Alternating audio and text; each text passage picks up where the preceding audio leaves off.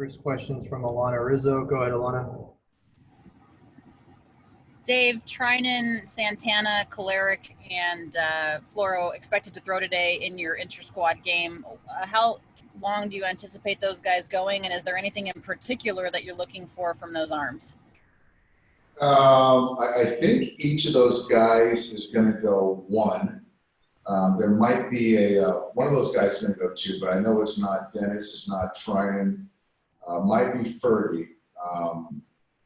Lowe's going to go one. So I think with all those guys, just to go up there, be on the attack, execute pitches.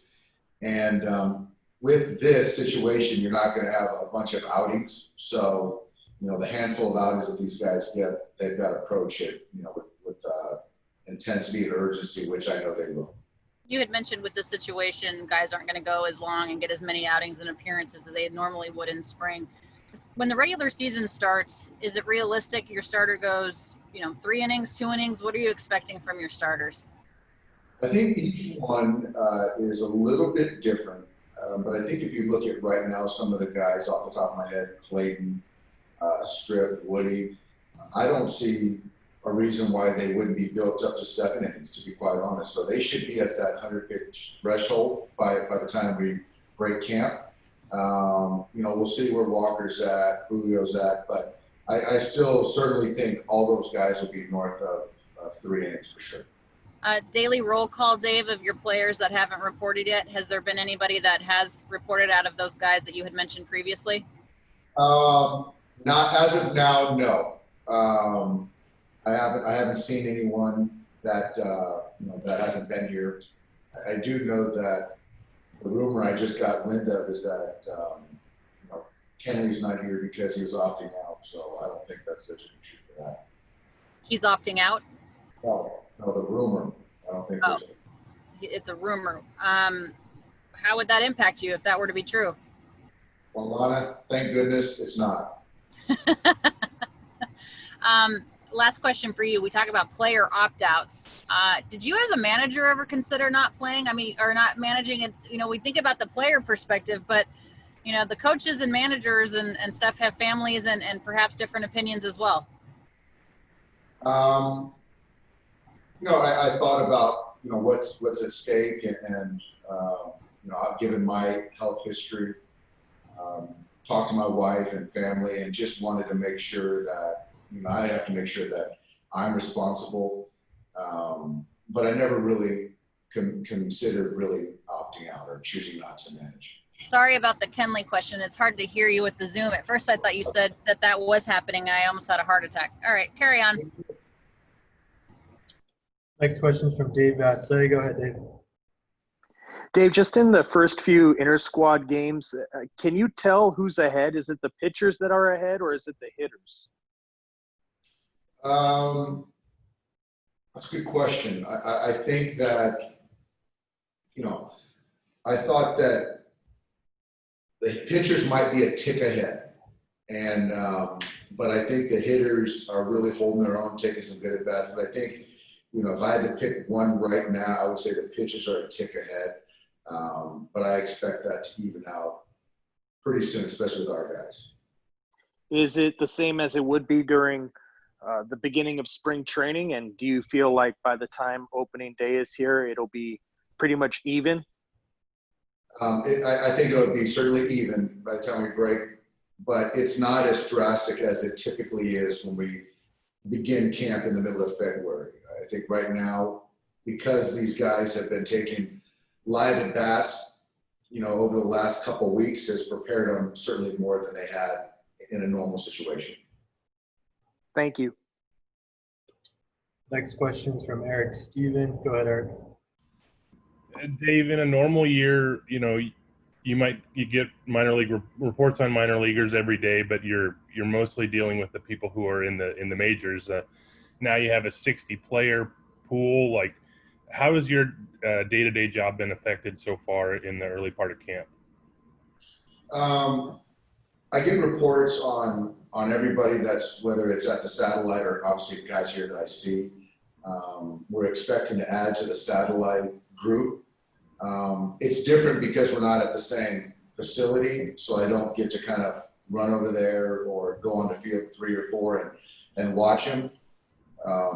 But the confidence that I have in the coaches that are over there, looking over those guys is obviously very high.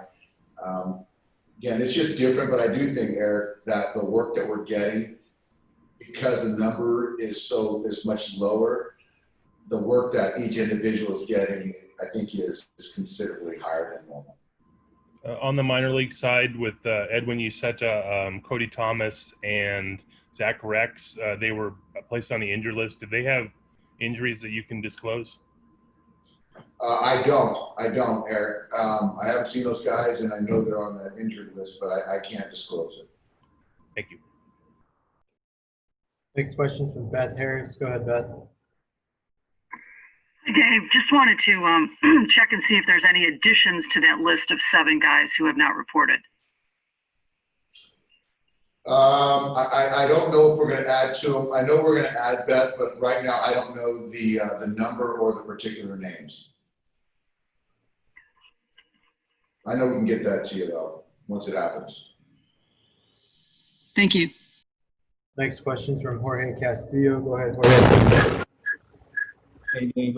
Max earlier told us that he basically could not pick up the pitch that hit him on Sunday. And, he kind of referenced the fact that the batter's eye could be a problem. Have you heard feedback from other players about that?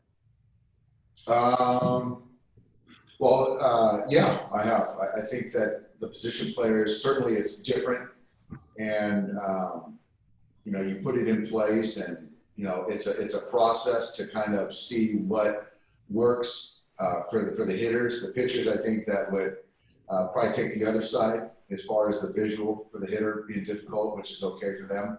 But you want fair play. So I think that this is something that our guys are really open to as far as adhering or listening to the players and trying to figure out what gives them the best chance to see the baseball. Because what you don't want is a player not to be able to see, to now put him in harm's way. So, the time of day I think mattered, but for Max to say he couldn't see the ball because of the background, that's a little unsettling. Do you anticipate, if there's enough feedback that you guys can make some adjustments with the batter, especially without fans? Yeah, I think so. I think that the organization is certainly open to making it the best, safest, backdrop hitter's eye for our guys. Thanks. Next question's from JP. Go ahead, JP.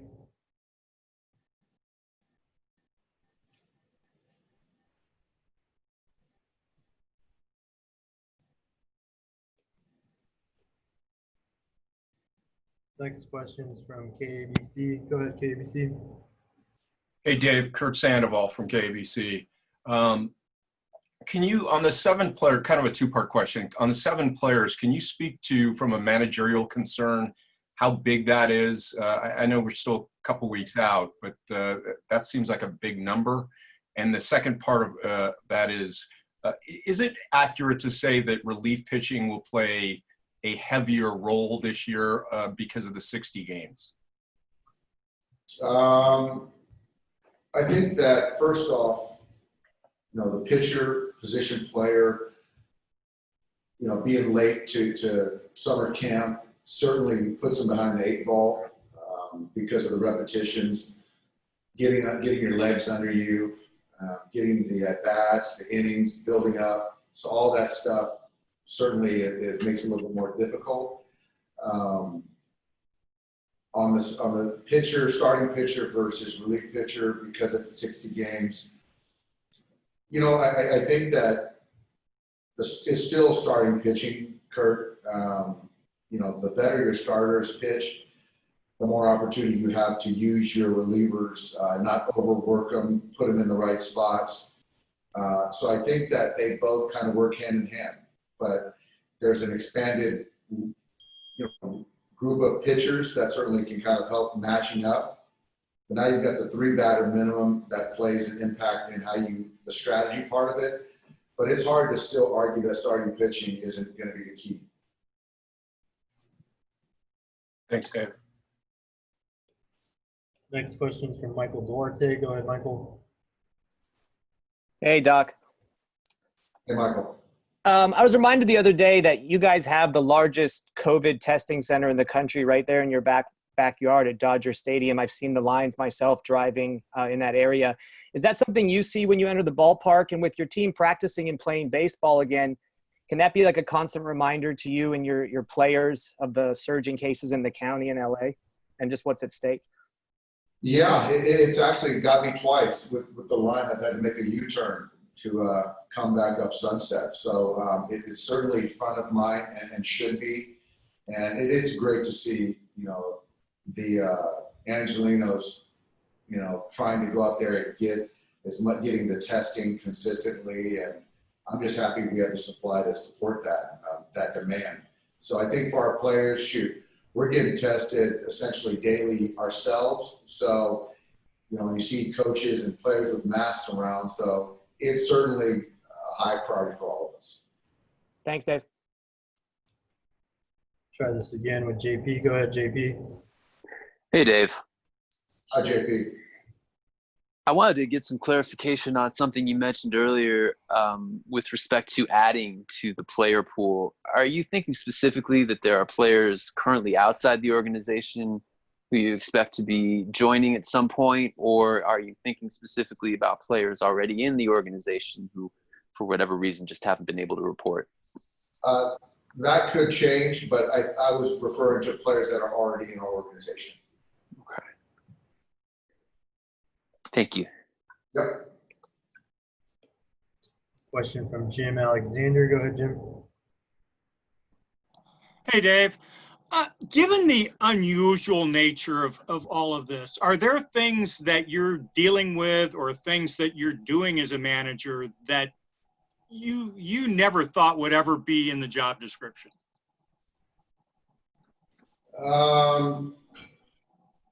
You're always trying to make sure the players are physically, mentally, and emotionally prepared. And things are always kind of unknown and unpredictable. But I obviously, like everyone else, this kind of layer with the global pandemic, I never really thought I would have to really try to educate myself so I could kind of help the players along and really keep their psyche positive and focus on baseball. So I guess it's like for everyone is in that same bucket, I guess. Just continue to try to educate, and things change a lot, but there's a lot of logistic things that are going to still kind of coming towards us as we get closer to the season. So I'm just trying to be open-minded, nimble, and hopefully our players, will follow suit. And your players have been pretty flexible anyway, just given the nature of the roster and the way you guys do things. Is that something that's come into play here and maybe been an advantage that they're that they're able to handle all the stuff that's being thrown at them? I think it more lends itself to the intelligence of the players. I think collectively it's a very smart group, and that kind of awareness, I think, allows them to ask the right questions and not complain about things that they can't control.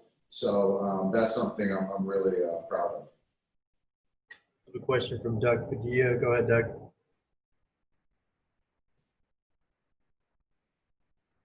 Go ahead, Doug. Have another question from Jorge. Go ahead, Jorge. Dave, I just want to confirm, did AJ Ramos join the team today? AJ was here yesterday. Okay. And I saw AJ, he threw a light pen. And I say light is probably 30 pitches and in front of the pitching guys. And so came out of it good. So I would assume that he'll take a couple, 2-3 days and get back in there and do another pen to then face some hitters. Obviously, he has a history. He was an all-star. But was there some motivation to signing him just as insurance with, Pedro and Kenley not being around? I don't think that was the kind of the impetus. I think that it was more of just seeing an arm, and one of our scouts, Vance Lovelace, saw him and kind of reached out to baseball ops and spoke, highly of the pens and the arm. He's got 2 breaking balls. The ball is coming out. He's got a plus changeup. So that was more of just continuing to add pitching depth. Got it. Thank you. Thanks, Dave.